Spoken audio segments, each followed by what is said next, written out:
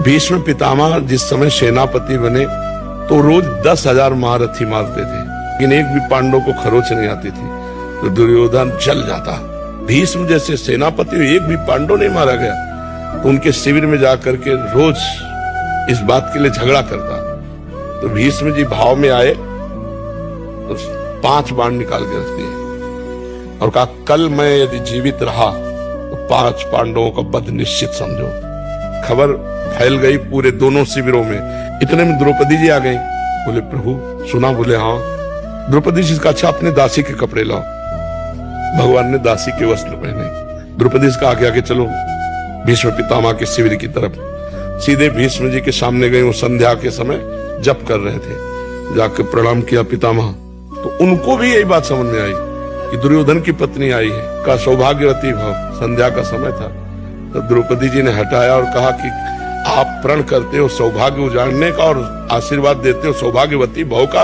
हम क्या माने कि कौन सा भीष्म सत्य है, सौभाग्य उजाड़ने वाला या सौभाग्य देने वाला?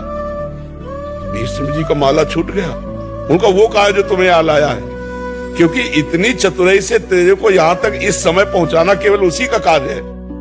भीष्म जी ने जब देखा तो कहा, बेटी तेरे सौभाग्य को कौन उजाड़ सकता है? हम जैसे सैकड़ों भीष्म तो भी नहीं उजाड़ सकते, जिसका रक्षक ये गोविंद तुम्हारे लिए दासी बन के आया है, तुम्हारे पद। तब भगवान से कहा, मेरा प्रण तो तुम तोड़ दिए, लेकिन तुम्हारा भी प्रण तोड़ूंगा कल। तुमने कहा युद्ध में मैं अस्त्र ग्रहण नहीं करूंगा, और कल मैं गंगा का पुत्र नहीं कहूंगा अगर तुमसे अस्त्र न ग्रहण करा। तो भगवान ने कहा, ये तो बात हो जाएगी। प्रभु अगर जीवित रहा तो मैं बाण संधान करूंगा पांडवों के ऊपर। तो आप ये करना कि जो ही मैं युद्ध क्षेत्र में जाऊं कल, तो सामने शिखंडी को खड़ा कर देना। शिखंडी आज भी मेरी दृष्टि में अंबा है, और मैं स्त्री पर कभी बाण नहीं चलाता। इतने में अर्जुन से कह देना मुझे बाणों की सैया पे सुला दे।